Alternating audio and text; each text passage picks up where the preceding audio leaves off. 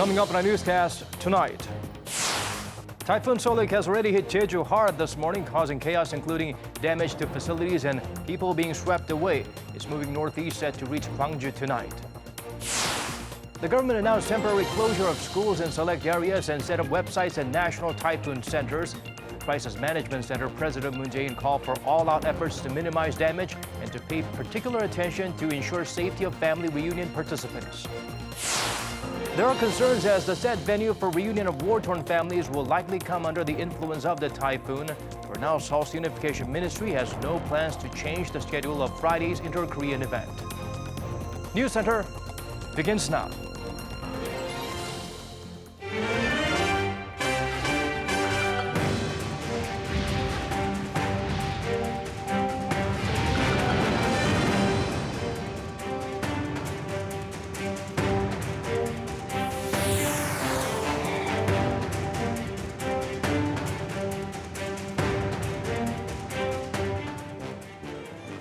It's 8 p.m. here in Korea, live from our studio in Seoul. This is Arirang News Center. Welcome to our program. I'm Daniel Che. More powerful than the ones you typically see in Northeast Asia, Soulik is well over 300 kilometers in radius, inside wind speeds of over 33 meters per second. We start things off by connecting to our Choi Si-young, who has been tracking the developments in Mokpo at the southern tip of the peninsula. Si-young, it must be challenging just to be standing up out there. How are things looking at this hour? Well, Daniel, as we speak, the eye of Typhoon Soulik is approaching waters off Mokpo. Now, as you can see, it's incredibly windy and it's raining so hard. I can feel the wind and rain are getting stronger by the minute. Local residents told me that they fixed their boats to the dock for the incoming typhoon. As Typhoon Soulik passes through Jeju Island, it's expected to push the western coast of Mokpo at around 11 p.m., bringing even more torrential rain and wind. In the morning, a typhoon advisory was issued in the area and in some other major cities and counties in Jeollanam-do province. As of now, all ferries out of Mokpo port are suspended, and flights from nearby Muan and Yeosu airports are also suspended.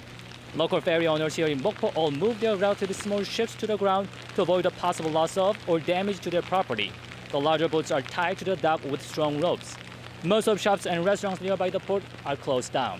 That's all I have now. Back to you, Daniel. All right, thank you for being out there for us, Si-young. Do take care. As the storm approaches the mainland, the government is advising citizens to take extra care when out on the streets. Near the capital, it's especially chaotic with flight cancellations and how it's affecting traffic conditions. Let's go to Cha Sang-mi at Gimpo International Airport right now. Sang-mi, are we still seeing last-minute changes over there? Daniel, as you can see behind me, the section of the red section of the flight section of the departure board is almost all in red. It's showing the extent of the cancellations that is happening right now in the Gimpo International Airport, and it's supposed to be bustling with people flying out for summer vacations and business trips, but the airport is relatively empty. Most international flights are operating for now out of Incheon and Gimpo, but the Transport Ministry says that as of 10 p.m. it will have canceled a total of 770 flights on local and domestic airlines. The cancellations affect all 15 civilian airports. Both the KAC and the Incheon International Airport Corporation are running emergency countermeasures teams 24/7 to brace for the typhoon. Meanwhile, all flights have been canceled at Jeju International Airport since around 5 p.m. Wednesday, as Jeju Island was the first place in Korea to be hit by the typhoon. Some 650 flights departing from Jeju have been suspended so far, leaving nearly 50,000 airport users stuck on the island. All right, Sang-mi, if we fast forward to tomorrow morning's rush hour in the capital, what should Seulites be prepared against? Exactly, Daniel. Soulik is going to be passing Seoul and near the metropolitan area in the early morning Friday. And it's definitely going to be dangerous because that's the time when people will be leaving home for work or for school. And the trees, branches, or signboards could fall on the streets, so you should keep an eye out for any danger if you are outside. And since heavy rain is expected throughout the country Thursday night and Friday, Seoul's Natural Disaster Safety Countermeasures headquarters has advised people to use public transportation instead of driving. I'll keep you updated throughout the evening. Daniel. Much appreciated, Sang-mi. Do take care of yourself. Keep dry and stay safe. Time to turn to Michelle Bach at the Weather Center for more details on what's to come. Michelle, Jeju and the coastal regions have been hit with tremendous amount of rain. Right now, not much is being felt in the capital. Daniel, it's calm for now, but into the night, the central regions are expected to be influenced by the typhoon as well. Now, the typhoon's trajectory has shifted a bit, so it's more likely to pass through Jeollanam-do province rather than along the west coast.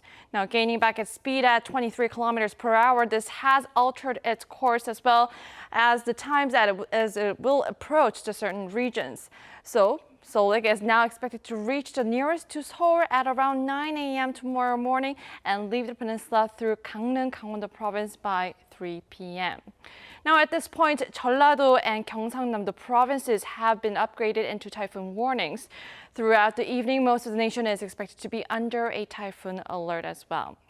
Now, this typhoon is accompanied by strong winds and heavy rain.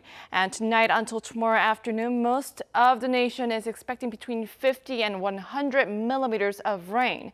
But the east coast of Gangwon-do province and the southwest coast are in for a water bomb of up to 300 millimeters and 400 millimeters, respectively. Back to you, Daniel. Thank you for those updates, Michelle. The rare typhoon has already left casualties and damage in its wake on Jeju Island. A woman remains unaccounted for after being swept into the sea Wednesday evening.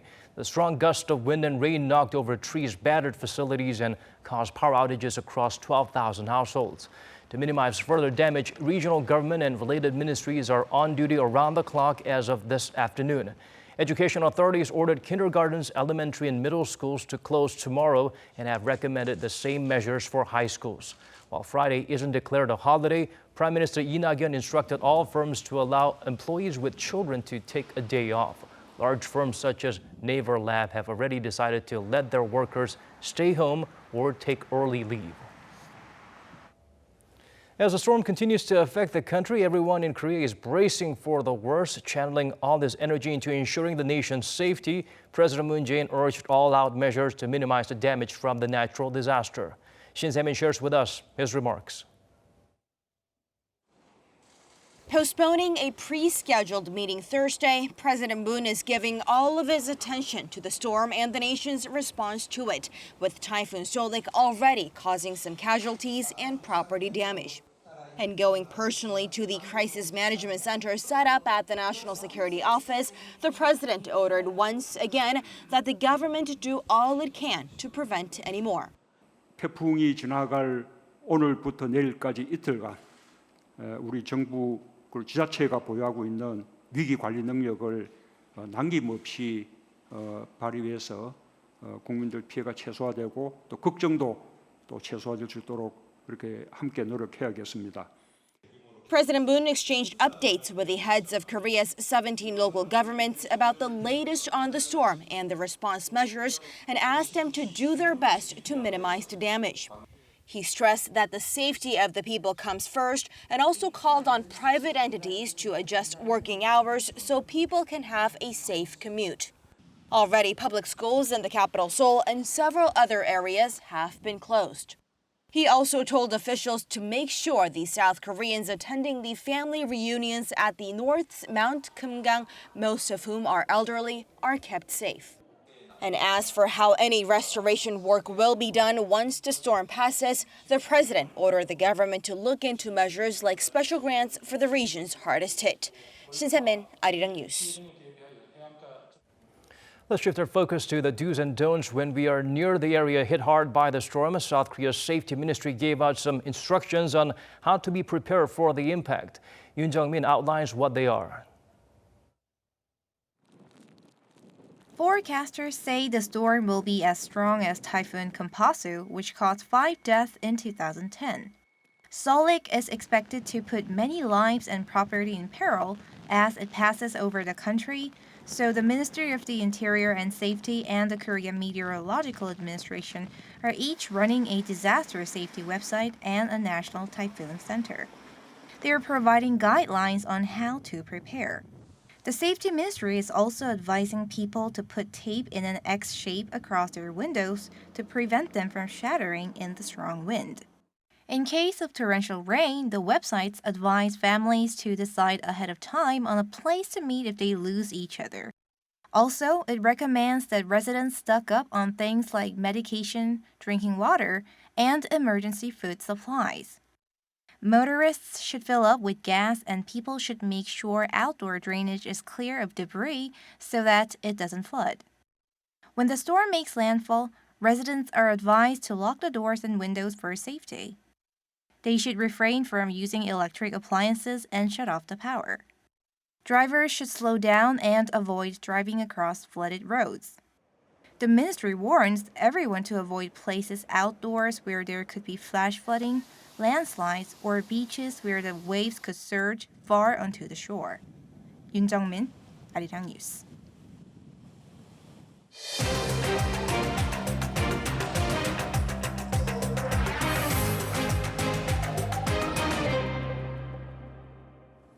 It's registration day for the participants heading to the second round of reunions for families separated by the Korean War. The first group parted ways, preferring to say till we meet again.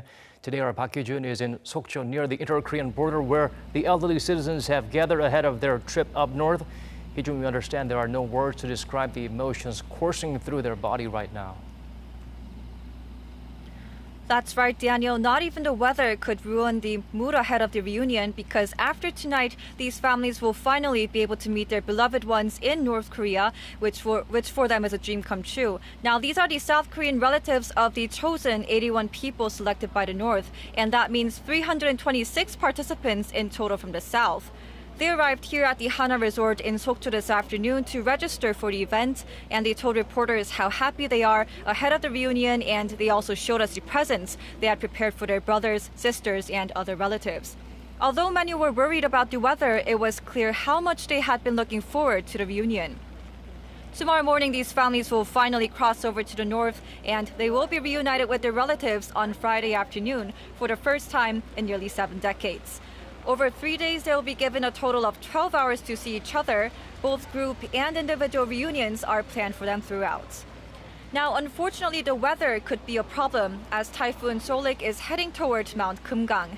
It's forecast to pass through the area on Friday, so Unification Ministry says it will closely monitor the situation and make sure that safety comes before everything else. The participants are mostly senior citizens, so if things go wrong safety-wise, they could be more at risk.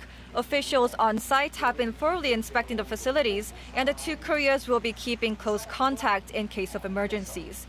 So far, they're sticking to the plan, but the ministry says adjusting the schedule of the reunion could be an option if the typhoon becomes too big of a threat. But hopefully things won't come to that, because it will be too long of a wait for these participants who have already had a decades long of a wait before this event. Back to you, Daniel. All right, thank you for helping us paint a more vivid picture of what's going on over there. Thank you, Hee-jun, we appreciate it. Work on the InterKorean liaison office in Kaesong does not violate international sanctions on Pyongyang. That's what Seoul's foreign ministry reiterated during a briefing today. Its spokesperson highlighted that the power generator and petroleum sent to the regime between June and July are solely for the convenience of the South Korean officials who will be stationed there. No Gyu-duk explained these materials provide no economic benefit to Pyongyang. South Korea has been maintaining the stance that setting up the liaison office does not violate any international sanctions, and that Seoul will continue working closely with Washington and the international community on the matter. This month alone, the Trump administration slapped 3 sets of unilateral sanctions on firms linked to North Korea. Through this gesture, Washington's message to Pyongyang is made pretty clear. For relief from the pressure campaign, it takes steps towards denuclearization. Lee Ji-won help us read between the lines. U.S. President Donald Trump is once again reiterating that the denuclearization of North Korea must come before sanctions relief. President Trump made the remarks at a rally in West Virginia this week, just hours after the U.S. Treasury Department announced new sanctions on Russian shipping companies for violating North Korea-related UN Security Council resolutions. He also recalled his historic summit with North Korean leader Kim Jong-un in June, once again highlighting the good chemistry he has with Kim. Trump reminded his supporters about how much the situation has changed from the extremely hostile start he had with Kim and the grave concerns that there might be a war to the North's current cessation of missile or rocket launches. But President Trump stressed that they will have to see what happens. He said he hasn't yet lifted massive U.S. sanctions on North Korea, but he wants to take them off quickly. However, he said for that to happen, the North Koreans must first abandon their nuclear arsenal. Just this month, Washington slapped 3 sets of sanctions on foreign companies and individuals linked to North Korea to further squeeze Pyongyang, demonstrating the Trump administration's strong determination to increase pressure on the regime until it fully denuclearizes. And on this, Japan has reaffirmed its support as well. White House Press Secretary Sarah Huckabee Sanders said during a briefing on Wednesday that President Trump and Japanese Prime Minister Shinzo Abe had a phone call earlier that day where the two leaders expressed their commitment to maintaining strong sanctions on North Korea. Sanders also said the two leaders look forward to seeing each other at the UN General Assembly in September, and Trump will continue holding important conversations with Washington's allies. 이지원, Arirang News. South Korea's budget for next year will be greatly increased and drawn up in a manner that aids job creation. Meeting to hash out the details today, the Democratic Party of Korea and the government vowed to use active fiscal policies to improve people's livelihoods. For starters, the funds allotted to solving the employment issue will be the highest ever so as to better implement the government's related policies with hopes of spurring job growth. There are also plans to hike the budget used to support the socially vulnerable and those in the low-income bracket. A bigger portion will be set aside for regional infrastructure projects related to people's daily lives. The ruling party and the government promise to work hand in hand so the budget doesn't hurt the country's fiscal soundness. The income gap between the haves and have-nots is steadily widening here in Korea. This comes amid rising household debt during the second quarter this year. Kim Ji-yeon breaks down the digits for us. Household debt in Korea rose to a new high during the April to June period this year, while the income gap widened. Provisional figures released by the Bank of Korea on Thursday show the combined amount of household credit, composed of mortgage loans and credit card debt, remained above the $1.3 trillion mark in the second quarter, a near 2% increase from the previous quarter. The central bank says household loans from banks, including mortgage loans, rose by more than $11.4 billion. Loans from non-banking institutions jumped by over $2.3 billion. Separate data released by Statistics Korea show the average monthly nominal income of households in the bottom 20% income bracket fell in Q2 to its lowest level in 10 years, to below $1,200, a nearly 8% drop from the same period last year. On the other hand, the monthly income of households in the top 20% income bracket rose to around $8,100 in Q2, marking a record high on-year rate of increase of more than 10%. The monthly average income overall increased by more than 4% in Q2 from the same period last year to just over $4,000. Inflation-adjusted real income also increased by nearly 3% on year. An official from the statistics agency cited the main reasons for the growing gap: sluggish domestic consumption amid restructuring in the manufacturing sector, as well as falling income for small businesses and slowing increases in employment. Kim Ji-yeon, Arirang News. Here's the latest on the trade spat between the world's two biggest economies. America's tariffs on $16 billion worth of Chinese imports took effect on Thursday. Beijing responded with its own duties, the same amount. For details, let's turn to our Ko Ryun-hee. Starting Thursday, the United States is charging 25% tariffs on another $16 billion worth of Chinese imports. Among the 279 items that will be affected are key products like semiconductors, chemicals, and plastics. Combined with the tariffs imposed last month, the U.S. now has duties on China worth $50 billion. The two sides seem far from a resolution because China retaliated with tariffs of its own on Thursday, also worth $16 billion. China's tariffs will apply to 333 products, including coal, fuel, steel, and automobiles. The Commerce Ministry in Beijing released a statement saying Washington was being obstinate by charging the new tariffs and that China will continue to take necessary countermeasures. The ministry also said it will file a complaint against the U.S. with the World Trade Organization, in its words, to protect free trade and multilateral systems. In the long term, China expressed its willingness to work things out. Its foreign ministry said it hopes for good results in the future. We hope that the U.S. side can meet China halfway with a rational and pragmatic attitude and work with China conscientiously toward a good result. This escalation in the trade war comes despite a high-level delegation from China visiting Washington for trade talks on Wednesday. Although many expressed hope that the meeting would relieve the rising tensions, U.S. President Donald Trump has told Reuters on Monday that he didn't expect much. 고르니, Arirang News. Moving to the world of sports now, the new head coach of South Korea's national football team is brimming with confidence before reporters Paulo Bento vowed to take the Taeguk Warriors to the next level. Won Jong-han has more from that presser. Portuguese tactician Paulo Bento had his first press conference on Thursday as the new head coach of the South Korean national football team. In front of the press, he explained in detail his vision for the national team. I will try to achieve an ambitious goal with South Korea, which is to win the Asian Cup and qualify for the 2022 FIFA World Cup. It's going to be a long project, but I'll also use this opportunity to take South Korean football to the next level. He also said he is determined to develop South Korean football and bring through the next generation of young players. We have so many talented young players, so we should give them the opportunity. And it's my opportunity to check the players. Bento and his staff watched the K-League match between FC Seoul and Pohang Steelers on Wednesday. And when asked about his impression of South Korean football in general, he mentioned the country's success in 2002. I think the 2002 World Cup was an opportunity for Korean football to develop further. It was a historic moment for the country, and since then, the football standard has increased a lot. Interestingly, his last match in a Portugal jersey came against South Korea at the 2002 FIFA World Cup. Portugal lost that match 1-0 and failed to advance to the knockout stage. Bento, however, has now been given the opportunity to create some better memories with South Korea. His task will be helping the Taeguk Warriors get past the group stage at the next World Cup, something the team hasn't managed since 2010. The new head coach's plan, which he has laid out in front of the press, will be first tested when the national team hosts Costa Rica and Chile in a series of friendly matches next month. Won Jong-han, Arirang News.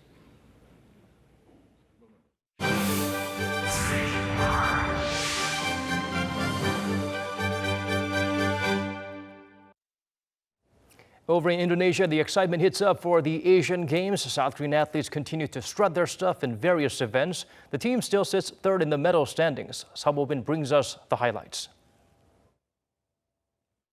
Another day of medals for South Korean athletes, including the country's first cycling gold medal at the Asian Games in 16 years.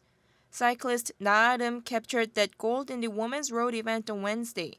She finished the event in a time of 2 hours, 55 minutes and 47 seconds, a minute and a half ahead of the runner-up.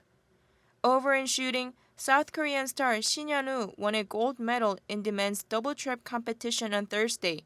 Shin scored 74 points to finish first among 6 final contestants. South Korean gymnast Kim Han-sol won a gold medal in the men's floor exercise. Kim won with 14.675 points to beat Tang Chia-hong of Chinese Taipei by 0.25 point for the title. This is his first gold medal at his first Asian Games. South Korean gymnast Yeo So-jung also added to the medal tally with her gold in the women's vault event. Yeo scored 14.387 points, marking this her first career gold medal and the third for her family following her father, Yeo Hong-chul, who took the men's vault gold medals home in 1994 and 1998. South Korean taekwondo practitioner Lee Dae-hoon won gold medal in the men's 68-kilogram division.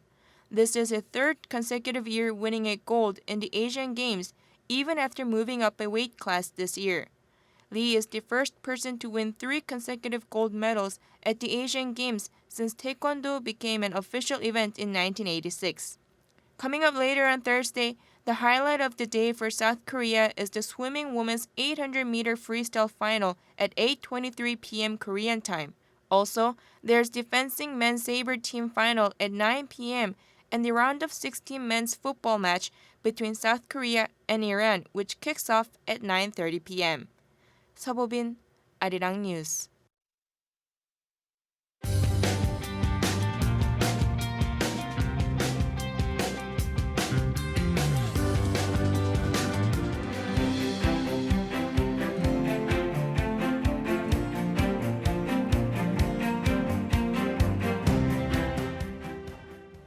That's all we have for you for now, but we'll be back with more updates at 9 p.m. Korea time. Thanks for watching. If you're in the nation, do take necessary precautions against the typhoon and avoid staying outdoors.